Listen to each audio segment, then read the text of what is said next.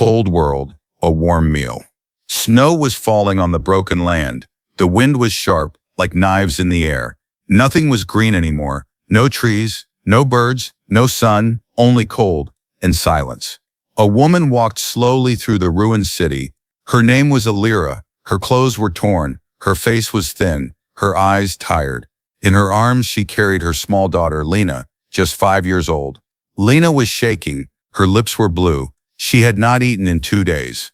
"Mommy, I'm cold," she whispered. Alira pulled her close. "I know, baby, just a little more, we'll find something." But Alira knew the truth. There was almost nothing left. Years ago, the alien ships came. They called themselves the Collectors. They didn't want land. They wanted humans. People were taken, traded, sold. Earth fell. The sky turned dark forever. Now humans lived in fear, hidden, hunted, or captured. Alira had survived because she ran. She hid. She begged. But now her daughter was dying, and she had nothing left to trade, except herself. She reached the edge of the alien market, a dirty street full of strange lights and strange creatures. Tall green ones with long arms, small floating ones with glowing eyes. Everyone was trading something. Food, metal, even humans. A cage stood near the firelight. Inside, 2 boys sat, their hands tied. One of the aliens was laughing. Another hit a boy with a stick. Alira turned her eyes away. She walked deeper into the market. Her legs were weak. Her daughter had fallen asleep in her arms. Then she saw him, a tall alien in a black cloak. He stood alone near the shadows. His skin was gray.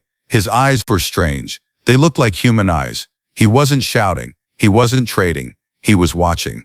Alira stopped. Her heart was beating fast. She looked down at Lena, then back at the tall alien. She took a deep breath, walked to him. When she stood close, she whispered, "And you can have me tonight." The alien didn't move. He just looked at her. Slowly, he tilted his head. His eyes studied her face. "You are human," he said in perfect English. His voice was calm, cold. "Yes," she replied, "but she's just a child. She needs food. Please." There was silence. The alien stared at the child, then back at Alira. "People don't offer themselves so easily," he said. "Why would you?" Alira's lips trembled. "Because I love her." He blinked. Then without a word he turned and walked away. Alira stood, frozen. Was that it? Did she fail? But then he stopped, looked back. "Follow me."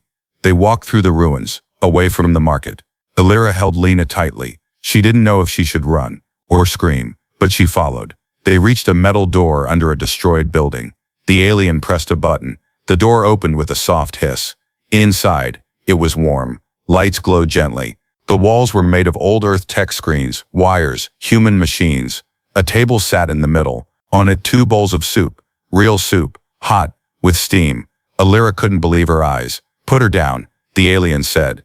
Alira placed Lena on a soft bed nearby. She helped her sit. Gently she lifted the bowl and brought it to her daughter's lips. Lena sipped once, then again, then drank all of it. Tears filled Alira's eyes. "She's okay now," she whispered. The alien stood silently. He walked to a shelf, picked up a small photo. It was old, a picture of a human family. A mother, a father, and a little boy. He showed it to Alira. "I saw this once," he said. "Long ago, before the fall. I didn't understand it then." Alira looked at the photo. "It's a family. They loved each other." "Yes," the alien said. "Love. That word again. I want to understand it." Alira turned to him. "Why?" He looked at her, serious. "Because your kind died for it, fought for it, gave everything for it. I saw that. I want to know why." Alira stepped back. "You said I could trade myself for a meal. Are you going to take me now?" The alien stared. Then he said, "I don't want your body. I want your story." Alira blinked. "My story?" "Yes," he said. "Tell me about love. Tell me why a human would give up everything for one warm meal." Alira looked down at her daughter, sleeping peacefully now. She sat on the floor, tired, scared, but safe. And for the first time in a long time, not cold. The alien with human eyes. The room was quiet. Alira sat on the floor, her back against the cold metal wall. Her daughter Lena lay on a soft bed beside her, sleeping peacefully. For the first time in days, a small heater hummed gently in the corner, warming the room. She should have felt safe, but her heart was still racing. The tall alien, his name still unknown, stood near a table, facing away. He had not touched her, had not asked for anything. He had only given food and warmth, and questions, lots of questions. He turned slowly, holding the old photo again. "This child," he said, tapping the image with a long finger. He was smiling. "Why?" Alira looked at the photo, dusty, bent at the edges, showing a happy human family in front of a small house. A boy laughing between his parents. "That's what children do when they feel safe," she said. "Safe," he repeated, almost tasting the word. Strange concept. "No one is safe now, not even us." Alira frowned. "You mean, not even your kind?" He nodded. "The fall of Earth was not only your loss, it broke something much bigger." He walked to a nearby shelf filled with human things. Books, toys, even a cracked snow globe. Inside it, fake snow danced around a tiny house when shaken. "I collect things," he said. "Human memories. I never understood them before." Alira asked, "Why do you want to understand them now?" He stared at her, his glowing eyes soft but focused. "Because I think something is wrong," he said. "With us, with the galaxy, with how we treat your kind. I was not made to feel things, but I do now. And it started the day I saw a human mother hide her baby in rubble, choosing death so the child could live." Alira looked down at Lena. Her hands trembled. "That mother," she whispered, "was me." The alien tilted his head. "I know. His name was Raul. He was not a soldier, not a leader. He had once been a scientist, part of an alien research mission sent to observe Earth centuries ago. He was supposed to learn about human behavior, but over time he had grown quiet, distant from his own kind. And then, Earth fell, bombed. He had been hiding ever since, in underground shelters filled with pieces of a dead world. Alira listened in silence as Raul spoke, slowly, carefully, like someone relearning how to speak. He walked to another shelf, picked up a small cube. When he pressed a button, a hologram flickered to life, an image of a human girl, dancing in a field. Alira gasped. "That's Earth, before the war." Raul nodded. "I recorded it. I was watching, always watching." "But why?" she asked. "Why save all this? Why save us?" Raul didn't answer at first. He stepped closer. Then he said quietly, "Because you remind us of something we lost." Suddenly, a loud buzz echoed from the door. Alira jumped. Raul turned quickly. His hand moved to a hidden panel in the wall. A screen lit up, showing an alien face with sharp red eyes outside the door. "A collector patrol. They found me," Raul said, voice low. "They scan the city often. I thought I still had time." Alira grabbed her daughter, who was still asleep. "Are they here for us?" she asked. Raul shook his head. "They don't know about you. Not yet, but if they get inside, they'll take everything, including the child." His eyes glowed brighter now. "I must move you to the lower tunnel." Alira hesitated. "Why are you helping me?" He paused, then spoke softly. "Because you offered yourself not for power, not for escape, but for one warm meal, for someone else." Raul pressed a button on the wall. A hidden passage opened. Cold air rushed in. He handed Alira a small metal card. "This is a path marker. Follow the blue lights. They will lead you to a safe chamber. Wait there until I come." She held the card tightly. "What if you don't come back?" Raul gave her a long look. "Then you go to the northern hill. There is a beacon. It can call others, old friends of your kind, but only once." She nodded slowly. As she stepped into the tunnel, Raul whispered, "Don't be afraid of the dark. It listens more than the light." The passage was narrow, wet and full of echoes. Alira carried Lina, who was now awake but quiet. "Where are we going, Mommy?" she asked. "To a place where monsters can't find us," Alira said softly. "But are all monsters scary?" Alira paused. "No," she whispered. "Some are just lost." This time, louder. He closed the hologram of the dancing girl, then reached into a drawer and pulled out something long, heavy, and wrapped in cloth. An old human weapon. He looked at the door, then at the photo of the smiling boy. Time to protect what we studied, and what we forgot. The last memory of Earth. The tunnel was dark and wet. Water dripped from pipes above. Every sound echoed like footsteps behind her. Alira held Lina tightly as she followed the soft blue lights on the wall. One step at a time, she moved deeper underground, heart pounding. "Mommy," Lina whispered, "do you think the nice alien will come back?" Alira didn't answer right away. She didn't know. Finally, she said, "I think he's not like the others." Lina nodded slowly, holding her mother's hand tighter. They reached a small chamber. It was warmer here. Old human furniture, broken chairs, blankets, a cracked TV screen lay scattered around.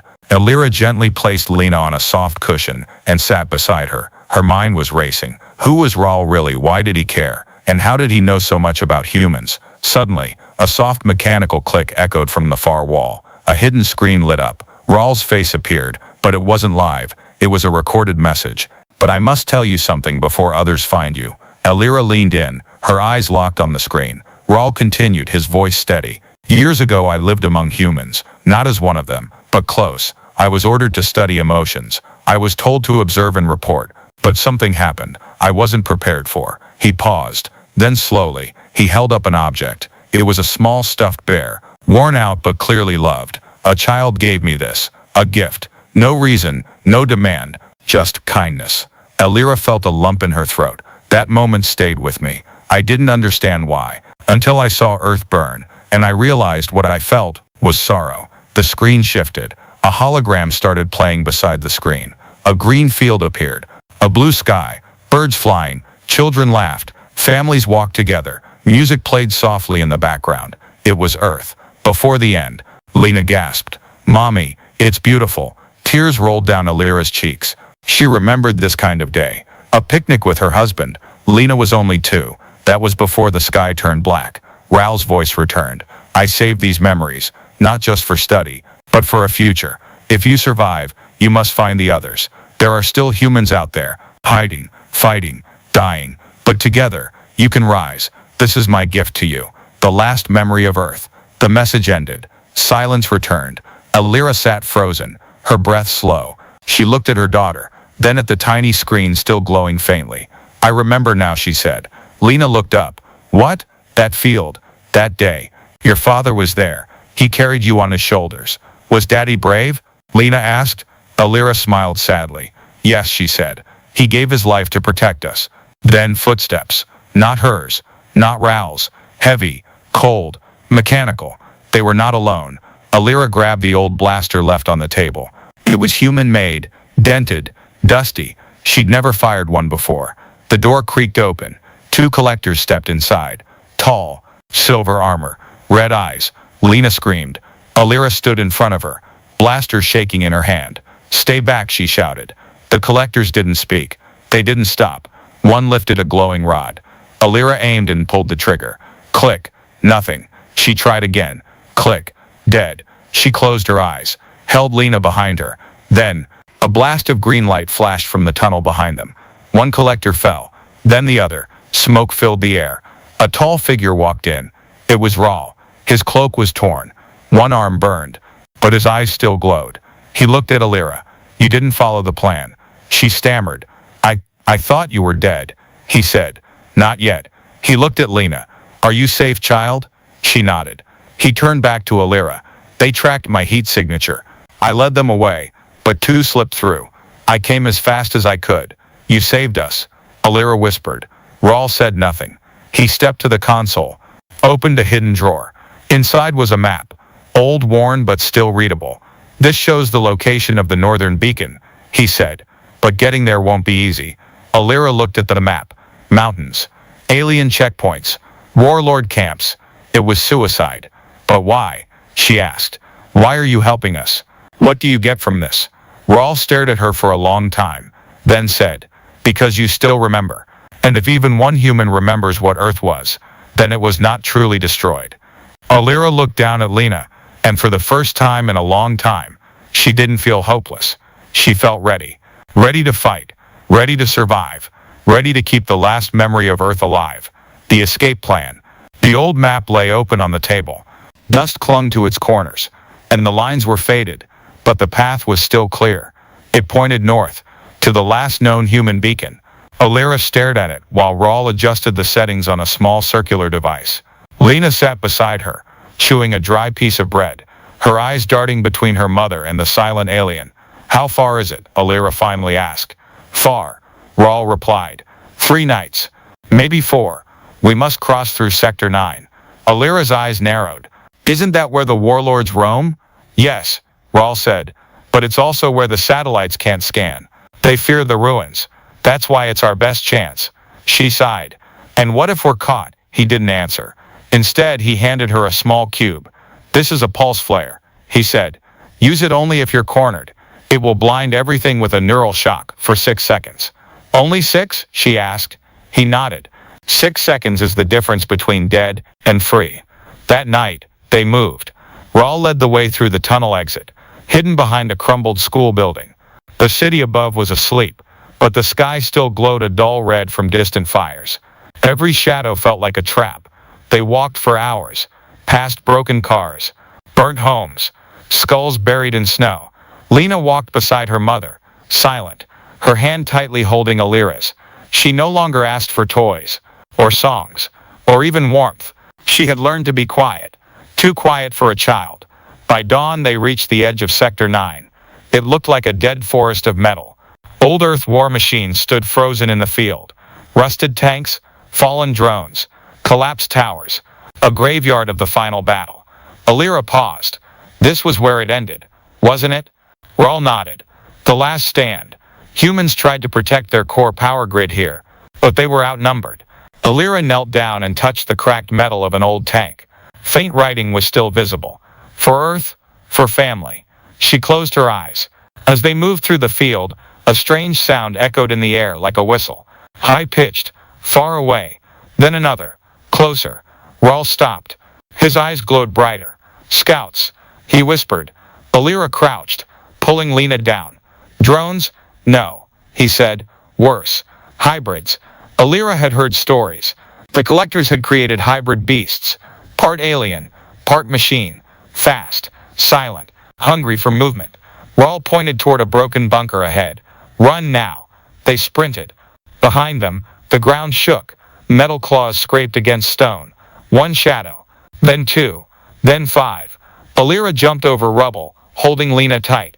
Raul fired a stun burst behind them. One creature screeched and dropped. They slid into the bunker just as a claw slammed into the door. A thick metal gate dropped with a thud. Silence. Breathing hard.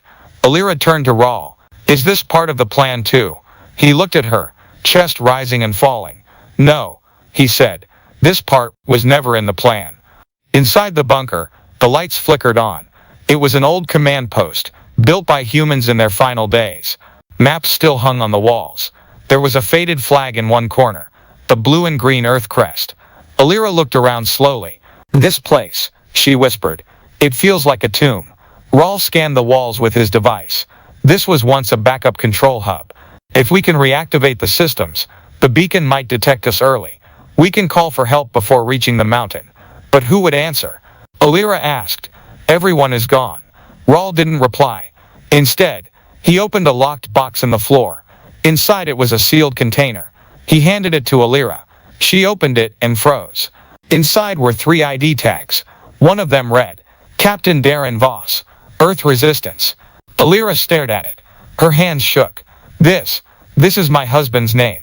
Raul turned slowly toward her. I know. What do you mean you know? Her voice cracked. Raul took a deep breath. He was part of a secret mission, a last hope to relocate human survivors to another system. But the ship was attacked. Only part of the crew made it out. She stepped back. No, he died. I saw. You saw an explosion. Not him. Raul said gently. I tracked him once. Years ago. The signal vanished near the northern ridge. If he's alive, he'll be at the beacon. Alira's eyes filled with tears. Why didn't you tell me? Because I didn't want to give you false hope. Raul said. Hope can be dangerous. But sometimes, it's the only thing that saves us. Suddenly the console lit up. A red blinking dot. A signal. Someone's trying to connect. Raul said. He pressed a button. A voice crackled through. This is Outpost 17. If you are human, follow the night signal. We wait. The line cut. Alira looked at the screen. Then at Lena. Then at Raul. We move at sunset, she said. Raul nodded. You lead. I follow. Outside the snow began to fall again. But this time, they had a direction. And maybe, just maybe, someone waiting on the other side. The man in the signal. Night had fallen like a thick black sheet. No stars. No moon. Just wind and darkness. Alira held Lena's hand as they walked through the ruins of Sector 9. Behind them, Raul moved silently, scanning the area with his tracking device. The air was cold, sharp, like it didn't want them there. But something had changed. Alira now walked faster, not because of fear. This is Outpost 17. If you are human, follow the night signal. We wait. And it sounded like him. Her husband. She hadn't spoken much since the signal played. Her mind was full of images she had locked away years ago. Darren's face. His laugh. The way he used to carry Lena on his shoulders. And the last time she saw him, running toward the burning ship, never looking back. She had believed he died that day. She had buried that pain. But now, That voice had dug it up again. They reached an old railway track. Rusted, broken, and half covered in snow. Rail pointed toward a small metal tower in the distance. "That's where the signal is coming from," he said. "If it's real, someone will meet us there. And if it's a trap," Elira asked, "then we fight," Rail said. Simple, cold, but true. As they moved forward, Lena tugged on her mother's sleeve. "Mommy," she whispered, "I saw Daddy."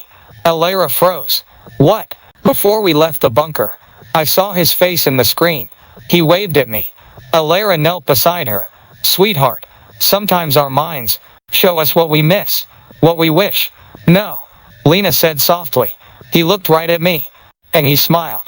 They reached the tower just before midnight. A red light blinked at the top. The door was unlocked.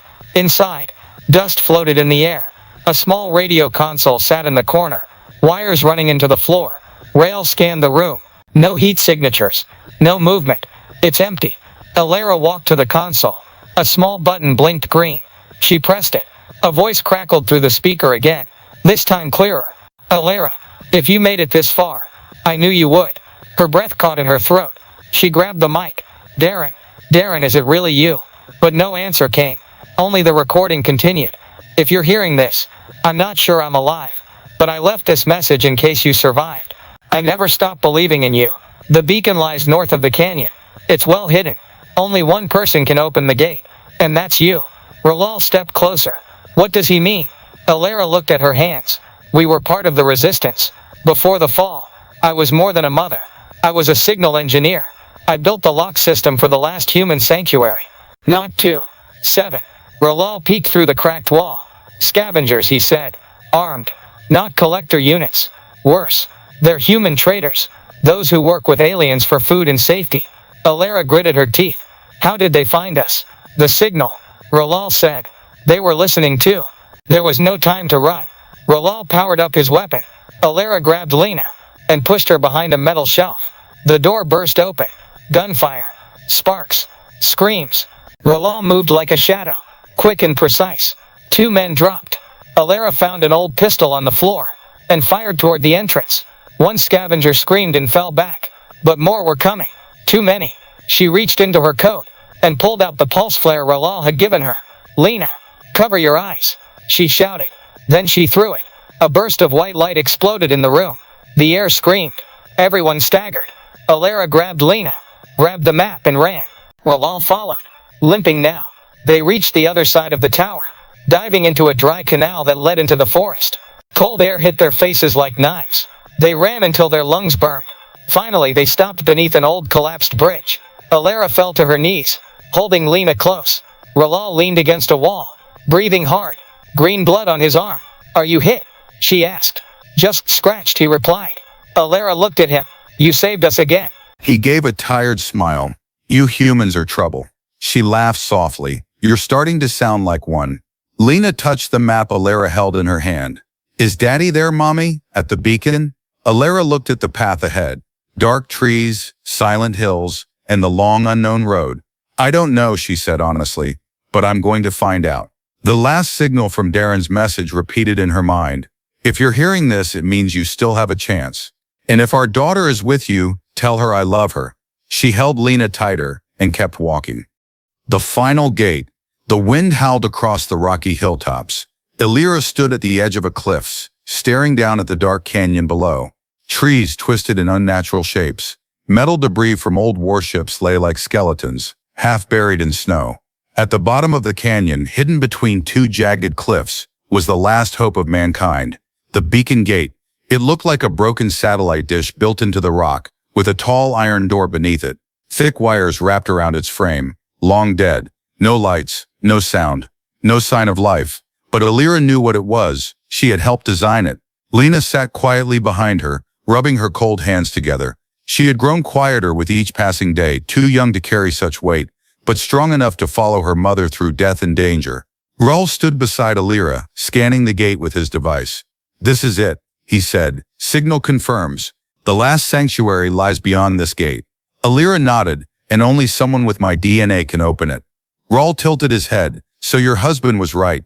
He knew you would come." She didn't reply. Her eyes were locked on the door. Her hands trembled, not from fear but from memory. She stepped forward, opened a small panel hidden behind a metal plate, and placed her palm on the scanner. A soft click, a hum, then nothing. The gate stayed closed. Raul frowned. Why didn't it open? Alira stared at her hand. The system's too old. The backup power is dead. Is there another way in? He asked. She looked around. The gate needs an external charge, a pulse strong enough to reboot the lock. Raul opened his coat and pulled out a small crystal capsule, glowing dimly. This might do it, he said. But if I connect it to the gate, I won't survive the surge. It will burn me from the inside. Alira stepped back. No, there must be another way. There isn't, Raul said. Calm, certain. Suddenly, movement. From the cliff behind them, voices, scavengers, again, dozens this time. They had followed them, tracked the trail of broken fights and stolen signals. Raul raised his weapon. They're surrounding us. Alira grabbed Lena and pulled her close. She looked at Raul. If you give them the beacon's location, they'll take it. They'll sell it to the highest bidder. Humanity's last hope, gone. Raul turned his eyes to the gate, then back to Alira. His voice was soft, almost human. I didn't come all this way to let the worst win. He handed Alira the glowing capsule. Put this into the terminal, he said. But when you do, it will trigger a shock. You'll have one chance to open the door. After that, the system will lock forever. She clutched the capsule. What about you? He smiled. I'll buy you time. Before she could argue, Raul turned and ran toward the cliff, toward the enemy. Alira shouted after him, Raul, but he didn't look back. He moved like a shadow, fast, focused. He fired shots that echoed across the canyon. A few scavengers dropped, others scattered, but Raul wasn't trying to win. He was trying to distract. Alira pulled open the gate panel again. Lena stood beside her, watching with wide eyes. Mommy, is he going to be okay? Alira paused. She couldn't lie. I don't know, baby, but he's doing this for us. She placed the capsule into the power slot.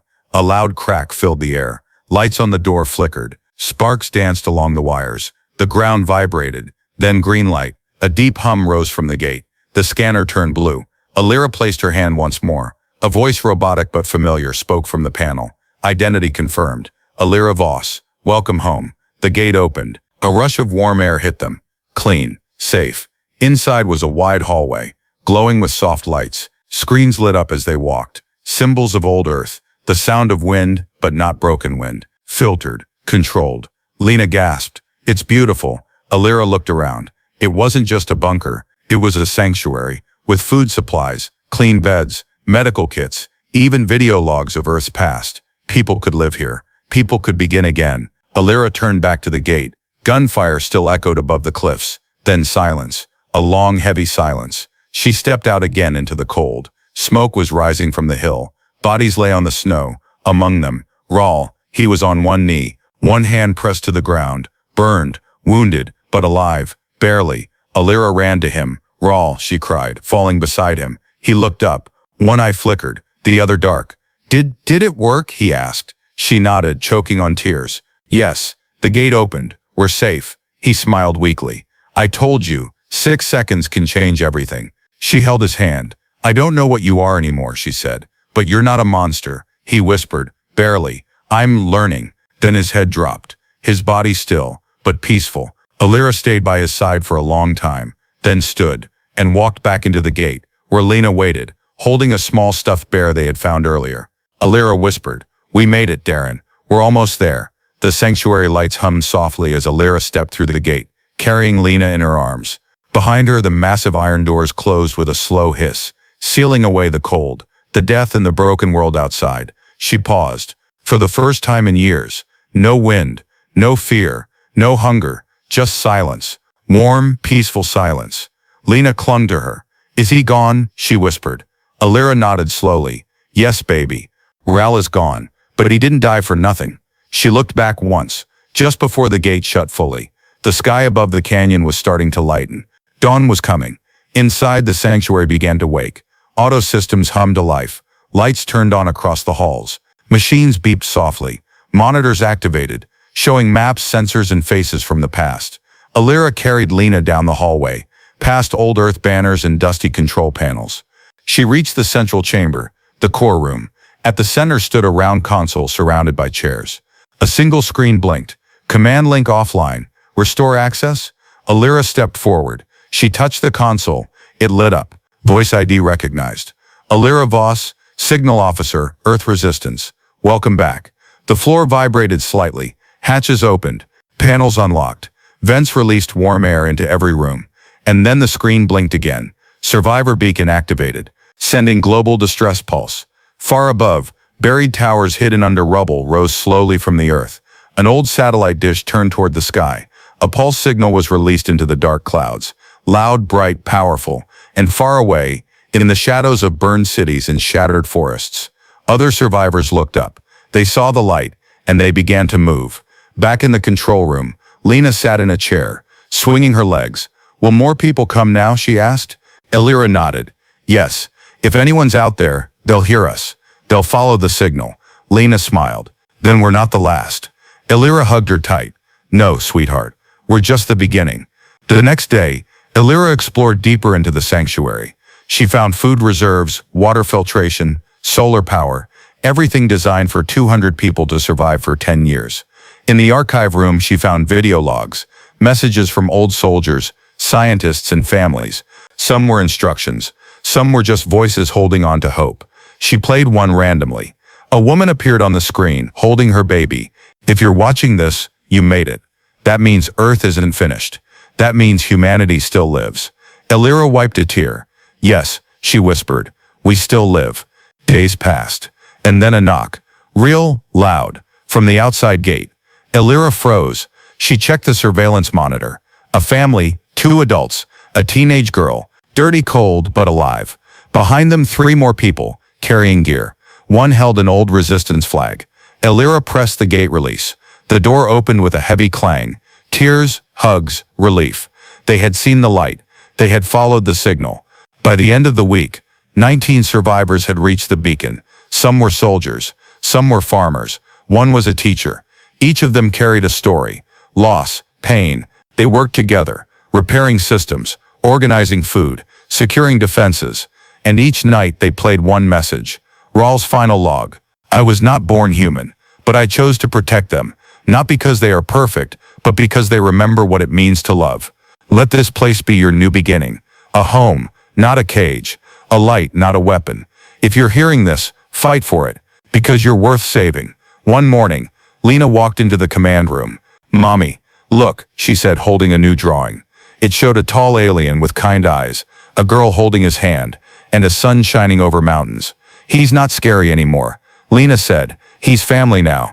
Alira smiled and pinned the drawing on the wall, next to the Earth flag and the first beacon code. She looked around the room, now full of people, eating, laughing, living, and for the first time since the war began, Alira whispered, we're not just surviving, we're coming back. Later that night, she stood alone outside, under the stars, real stars. The clouds had started to break. For the first time in years, she saw them, tiny lights in the black sky, like eyes watching, like lost friends looking down. And she spoke to one of them, to Darren. I kept her safe, she said. She's strong, just like you were, and we're going to rebuild. A soft breeze moved across her face. She smiled. Inside the beacon, a new message was prepared, this time from humans. A simple broadcast to anyone listening. This is Alira Voss, Earth Resistance. We have shelter. We have food. We have hope. If you're human, come home.